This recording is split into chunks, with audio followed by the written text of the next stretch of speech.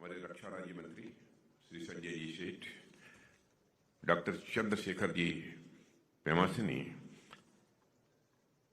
State minister communications and rural development, admiral Dinesh Kumar Tripathi, chief of naval staff, doctor Rajesh Kumar Singh, defence secretary, doctor Samir V Kamat, secretary DDR&D and chairman DIDO, Shri Rajkumar Arora FADS, Paramesh Sivamani DG Indian coast guard के हमारे सभी veterans, officers, personnels और भारत सरकार के अन्य अधिकारी वर्ग, देवियों व सज्जनों, इंडियन कोस्ट गार्ड के 50th रेजिंग डे के इस गौरवशाली अवसर पर सबसे पहले मैं आप सबको और आपके परिवार के सदस्यों को भी अपनी तरफ से हार्दिक बधाई देता हूं, हार्दिक शुभकामनाएं देता हूं। साथ ही मैं इंडियन कोस्ट गार्ड को उसकी अनवेवरिंग कमिटमेंट और प्रोफेशनल एक्सलेंस के लिए भी बधाई देता हूं। वैसे तो इंडियन कोस्ट गार्ड रक्षा मंत्रालय के यंग ऑर्गेनाइजेशंस में से एक है, पर 5 डिकेड्स में इस यात्रा में इंडियन कोस्ट गार्ड ने साहस, समर्पण और सेवा की जो परंपरा स्थापित की है, मैं समझता हूं वह हर भारतीय के लिए प्रेरणा है। समुद्री सीमाओं की रक्षा से लेकर मानवता की सेवा तक आपने हर मोर्चे पर अपने देश का मान बढ़ाया है। आज इस दिवस पर जब हम पीछे मुड़कर इंडियन कोस्ट गार्ड की यात्रा को देखते हैं तो हमें विशेष गौरव की अनुभूति होती है। कल्पना कीजिए कि आज से 50 साल पहले एक छोटे से बेड़े के साथ इंडियन कोस्ट गार्ड की जो यात्रा प्रारंभ हुई थी, वह यात्रा आज यहां तक पहुंच चुकी है कि राष्ट्रीय सुरक्षा के आप एक मजबूत पिलर बनकर उभरे हैं। एक छोटे से फोर्स के रूप में शुरुआत करने वाला यह संगठन आज एक मैसिव, मॉडर्न और ताकतवर फोर्स बन गया है। यह आप सबकी मेहनत, डेडिकेशन और सैक्रिफाइस का ही नतीजा है, ऐसा मैं मानता हूं। आज भारतीय तटरक्षक दुनिया के टॉप कोस्ट गार्ड्स में इसकी काउंटिंग की जाती है।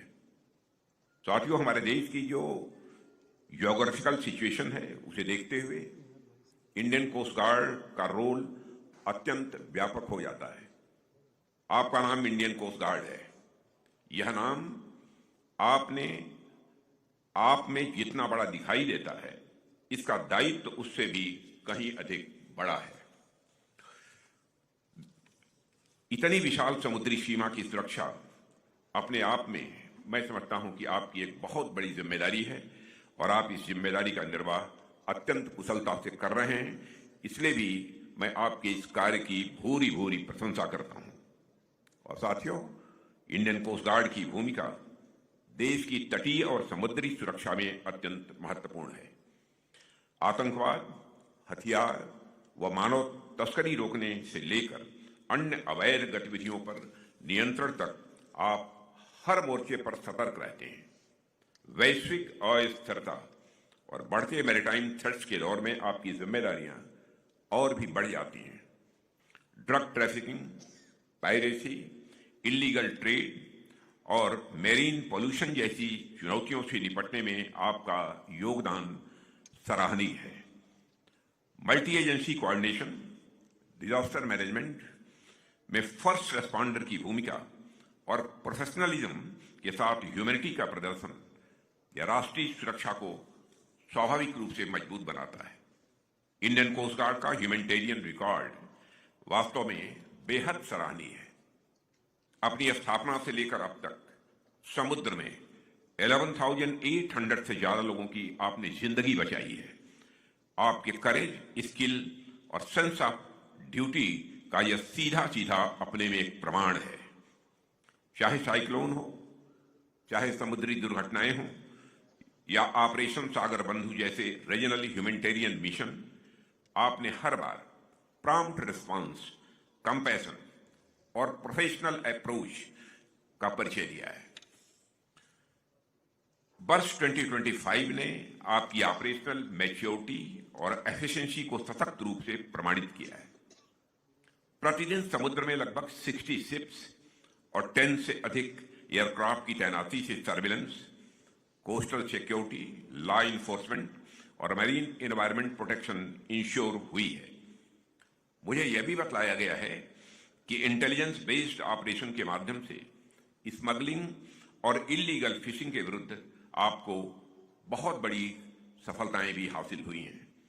केवल 2025 में 1800 करोड़ रुपए से अधिक का सीजर्स भी हैं, जिनमें ऐतिहासिक एंटी नार्कोटिक्स ऑपरेशंस भी यह शामिल हैं।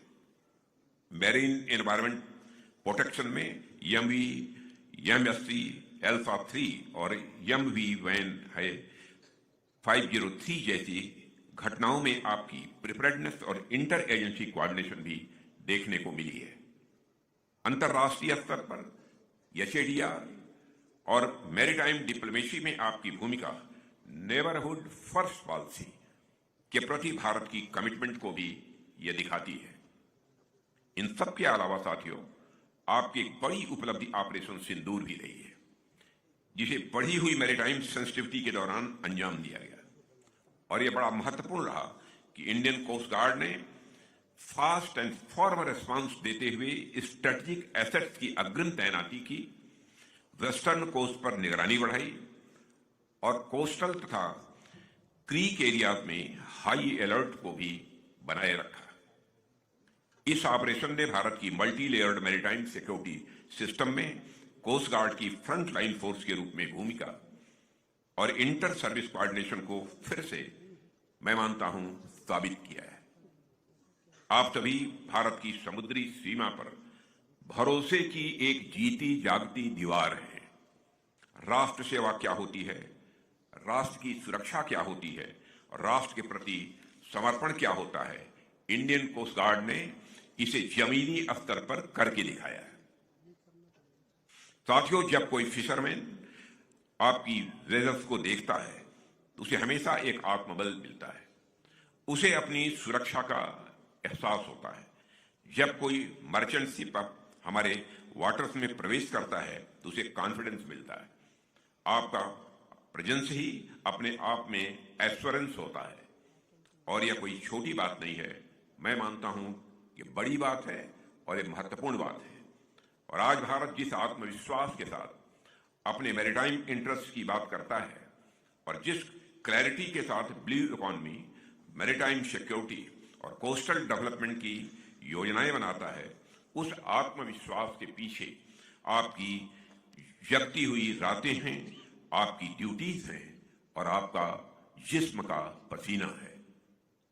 मैं आप सभी से ही कहना चाहता हूं कि देश आप पर गर्व करता है और देश जानता है कि जब तक आप समुद्र में खड़े हैं तब तक हमारा यह भारत सुरक्षित है।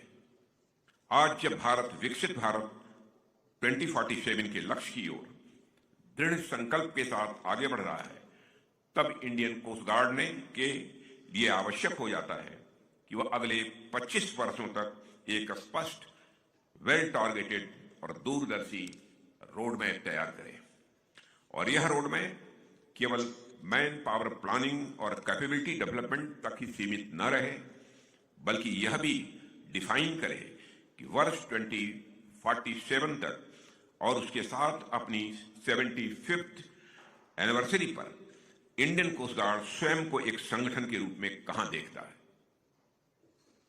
इसके साथ साथ देवियों सज्जनों, यह भी उतना ही आवश्यक है कि इंडियन कोस्ट गार्ड संगठनात्मक और संरचनात्मक स्तर पर ऐसे सुधारों पर गंभीरतापूर्वक विचार करें जो उसे अधिक एजाइल, रेस्पॉन्सिव और फ्यूचर ओरिएंटेड बनाए।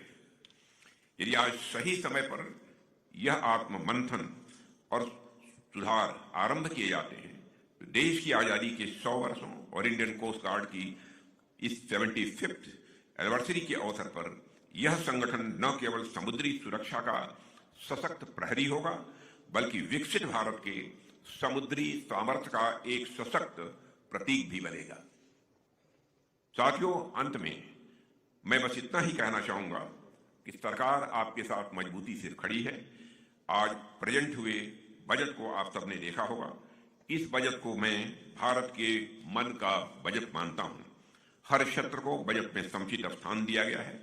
जहां तक रक्षा की बात है तो एक बार फिर यह बात हम पूरे आत्मविश्वास के साथ कह सकते हैं कि देश की सुरक्षा हमारे लिए हमेशा सर्वोपरि रही है, सर्वोपरि है और आगे भी रहेगी। आने वाले समय में हम सब मिलकर इंडियन कोस्ट गार्ड को और अधिक सक्षम, आधुनिक और प्रभावशाली बनाएंगे। इस गोल्डन जुबली ईयर पर हम सब मिलकर एक संकल्प लें कि हम मोर स्ट्रांग, मोर कैपेबल और more vigilant Indian coast guard अपने को बनाएंगे। हम अपने देश की मैरीटाइम सिक्योरिटी को और ऊंचाइयों पर ले जाएंगे। इंडियन कोस्ट गार्ड को तकनीकी रूप से सशक्त बनाना, उसकी ऑपरेशनल कैपेबिलिटीज को बढ़ाना और भविष्य की चुनौतियों के अनुरूप तैयार करना सरकार की प्रायोरिटीज में यह शामिल है। और हम यह भलीभांति जानते हैं कि जब इंडियन कोस्ट गार्ड मजबूत होगी तभी भारत की मैरीटाइम सिक्योरिटी भी यह मजबूत होगी। और जब हमारी समुद्री सीमाएं सुरक्षित होंगी तब भारत न केवल क्षेत्रीय स्तर पर बल्कि वैश्विक मंच पर भी और अधिक आत्मविश्वास के साथ अपनी भूमिका का निर्वाह कर सकेगा।